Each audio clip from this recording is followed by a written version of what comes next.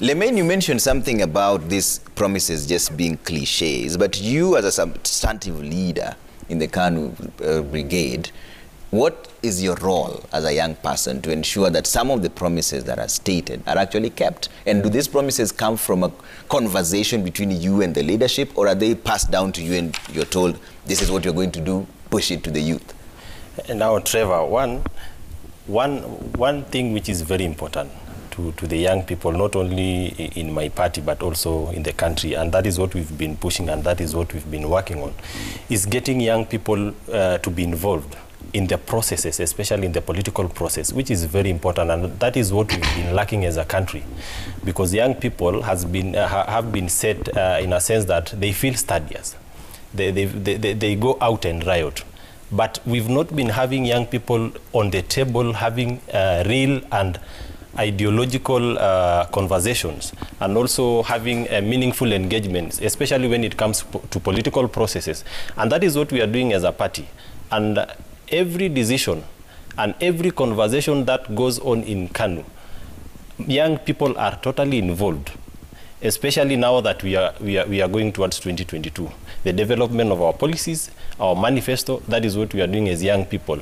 And I'm very happy as a KANU member that 70% of the secretariat is actually led by young people. The committees, the policy committee, and every organ of the party is headed, and young people play a very critical role.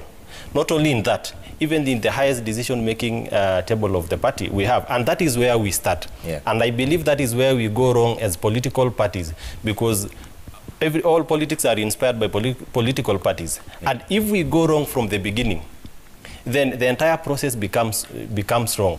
And in my party, that is what we've been doing, that we initiate a process whereby young people are being involved from the initiation point, not only on internal party politics, but also outside. When we launch our manifesto, which I believe we are going to do it very soon, yeah, you will see that a lot of it is inspired by young people, not only from the party, but also young people in the country. Yeah.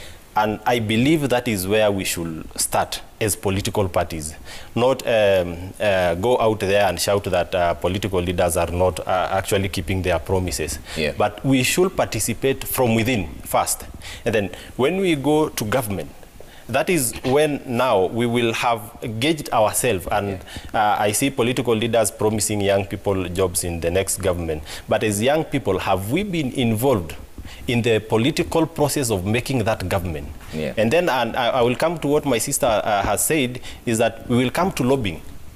Yeah. Have we shown that capacity and capability of holding critical positions in government, that tomorrow we will sit down and say, my brother Solomon there is a young person who has been given a critical role in government, yeah, in a sector that affects directly young people. Yeah.